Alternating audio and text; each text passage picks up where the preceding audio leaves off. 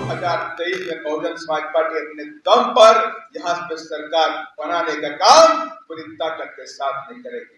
और मेरे तमाम नौजवान साथी बैठे हुए हैं, मैं उनको आगाही करना चाहता हूँ कि बहुजन समाज जब आगे बढ़ता है, बहुजन समाज जब आगे बढ़ता है, जब सत्ता की तरफ देखता है, तो बहुजन समाज के लोगों को रोकने का काम किया जाता है। और जैसे बाबा साहब डॉक्टर अम्बेडकर उस वक्त इस देश के अंदर पार्लियामेंट में जाना चाहते थे, वो चाहते थे मैं पार्लियामेंट पहुंच जाऊं, लोकसभा में पहुंच जाऊं और वहां जाकर के अपने बच्चों के लिए उनके अधिकारों की बात करूं, अपने समाज के बच्चों के अधिकारों की बात करूं, उनकी शिक्षा की बात करूं, उनके लिए नौकरी की बात करूं। लेकिन क्या हुआ, कांग्रेस नहीं चाहती थी कि बाबा साहब डॉक्टर अम्बेडकर लोकसभा पहुंच जाए। उसे डर था, अगर बाबा साहब डॉक्टर अम्बेडकर लोकसभा पहुंच जाएंगे तो पूरा वर्ल्ड, पूरा विश्व उनको सुनेगा और पूरे विश्व के नेता वो बन जाएंगे, पूरे देश के साथ में पूरे गरीबों के, पूरे मुस्लिमों के और पूरे ओबीसी के बच्चों के वो नेता बन जाएंगे। इसलिए कांग्रेस ने उन्हें रोकने के लिए उनके पीए को बाबा साहब के चुनाव के सामने खड़ा कर दिया और बाबा साहब को चुनाव हरा दिया। कांग्रेस ने बाबा साहब को चुनाव हरा दिया। बाबा साहब के 25,000 के ऊपर वोट बाबा साहब के इनवैलिड कर दिए, निरस्त कर दिए और उतने ही वोटों से उस गजरोडकर को कांग्रेस ने जिताने का काम किया। और आज भी जो हमारा मूवमेंट रेवोल्यूशन आगे बढ़ रहा है, तमाम ऐसे लोग जो विरोधी पार्टियों के हाथों में खेलते हैं और नीला झंडा और जय भीम बोलते हैं, ऐसे लोगों से सावधान रहने की जरूरत है।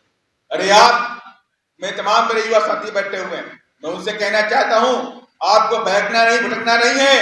आपको जो वोट देने वाली पार्टी है, जिसको आप अपना वोट देंगे, वो बीएसपी होनी चाहिए।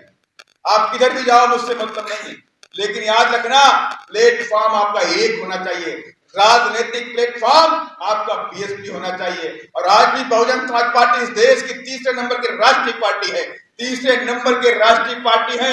कांग्रेस और बीजेपी के बाद नहीं, यहाँ वॉल पेंटिंग का काम चला हुआ है। जो कार्यकर्ता है, आपका कौन सा गाँव है? से लेकर कन्याकुमारी मेरा गाँव है बम्बेवा, गुजरात से लेके आसाम तक डिस्ट्रिक्ट कार्यकर्ता आपको दिखाई पड़ेंगे। अच्छा, जींद हरियाणा में ही है ना? बहुजन समाज पार्टी अच्छा, तभी तुम्हारे पास है बम्बे की आता है। और ये राष्ट्रीय पार्टी ऐसे नहीं बनी है, मंच माला साफा ऐसे नहीं बना है, इसके पीछे महापुरुषों की कुछ वीडियो है, मुझे महापुरुषों ने अपना जीवन लगा दिया। माननीय श्रीकांत राम साहब ने पूरा जीवन लगा दिया। पूरा जीवन लगाने के बाद इस मूवमेंट को लेकर के हमारे बहन जी ने भी अपना पूरा जीवन लगाने का काम किया।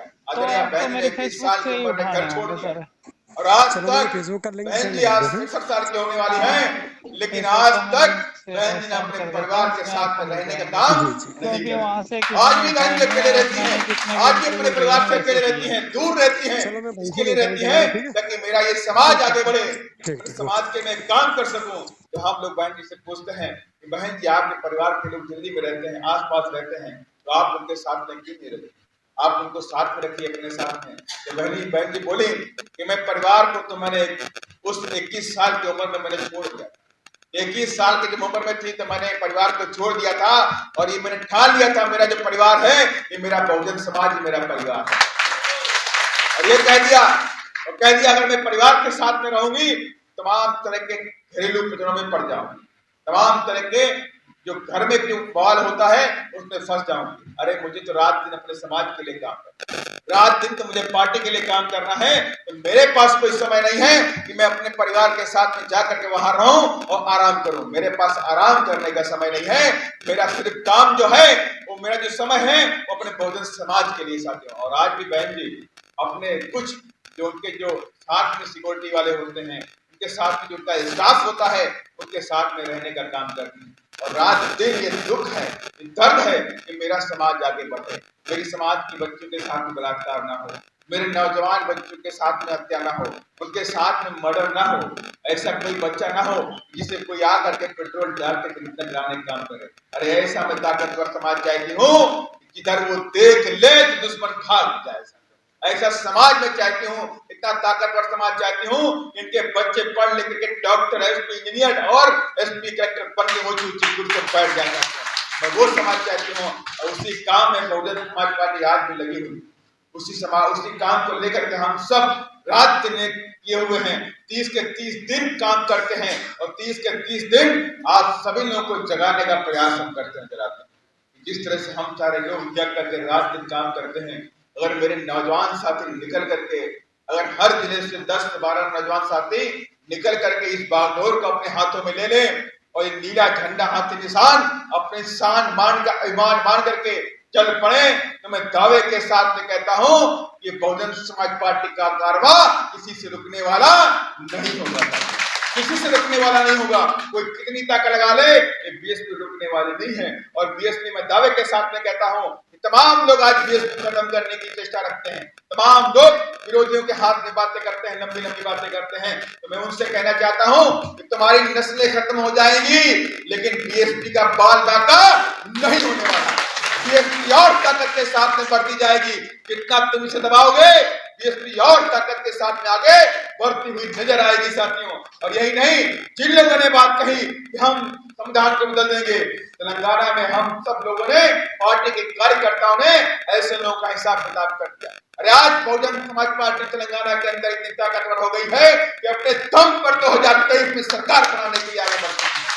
और वहां का मुख्यमंत्री बोलता था कि हम संविधान बदलेंगे, तो मान्या बहन ने अभी 8 अप्रैल को रैली करी और आज रात के 9 बजे रैली करी और रात के 9 बजे कम से कम 3 लाख लोग मान्या बहन जी को देखने और सुनने के लिए वहां पे खड़े हुए थे। और बहन जी ने आगाज कर दिया कि जो लोग तुम्हारा संविधान बदलना चाहते हैं उनको इस लायक नहीं छोड़ा कि वो तुम्हारा संविधान बदल सके साथियों। इसलिए मैं आप सभी लोगों से कहना चाहता हूं कि 2023 और ये 2024 हमारे लिए अहम है, हमारे संविधान के लिए अहम है।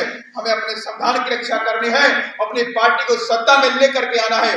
और हम सब चाहते हैं कि हमारी आदरणीय बहन जी देश की गद्दी पर बैठे। चाहते हैं कि नहीं चाहते? कितने लोग चाहते हैं? हाथ उठा के बताइए कि मेरी बहन जी इस देश की गद्दी पर इस बार बैठे। तो इस देश की गद्दी पर आप तो बैठना चाहते हो तो पूरी ताकत के साथ में नीला झंडा, हाथी निशान और नीली टोपी लगा लगा के गांव-गांव में जाना शुरू करें। गांव-गांव में जाइए, धारी-धारी में जाइए, लोगों को समझाइए, बीएसपी के अलग को जगाइए, महापुरुषों के काम को आगा जो पूरा अधूरा पड़ा है उस काम को आपकी सबकी जिम्मेदारी है, उस काम को पूरा करने में अपना जीवन लगाइए साथी।